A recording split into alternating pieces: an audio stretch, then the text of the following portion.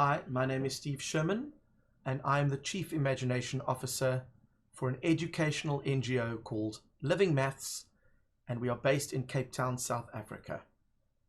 I want to just briefly chat to you for a minute or two about my recent article, because I'm hoping it's going to pose some food for thought.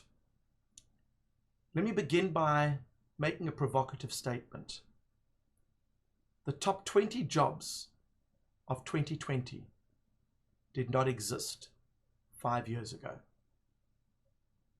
Let that sink in. The job market is evolving at an exponential rate. Throw in some COVID-19 and new jobs are being created because of innovative thinkers, because of people who are capitalizing on a new situation. Are the students of today going to be ready for that job market if they are still being taught the same way we were being taught 2 or 3 decades earlier? Now, many parents have this romanticized idea that if they send their children to the same school that they went to, and their children go to the same university that they went to, and they studied the same degree, that of course they will also be successful like you. But here's the problem. The skills that you learned were adequate for the world that you have grown up in. But the world that our students are growing up in is vastly different. I contend that some companies are going to move away from CVs and resumes and even university degrees. It's going to be all about the skills that you bring. You'll be able to study online and do a university degree from the comfort of your own home. You might even be able to pick some of the top universities, pick up a range of skills, and then be able to perform certain tasks with ease.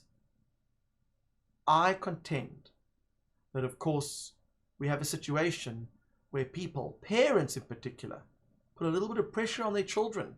We want you to be an engineer or a lawyer or a doctor. But let's be controversial for a second. A study has shown that because of AI, if you want a legal opinion, you will get a far more accurate legal opinion through an AI-based system than a human being. Fast forward that 5 years with more advanced AI, basic lawyers might become obsolete. And here you romanticized about your son or daughter studying law and going into the same profession as you. In reality, that might not be the case. So all I'm proposing is that when it comes to the education of your children, they need to learn to think.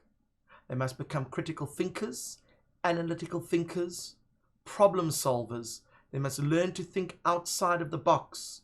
They need creativity and empathy. These are going to be valuable skills for the job force of tomorrow.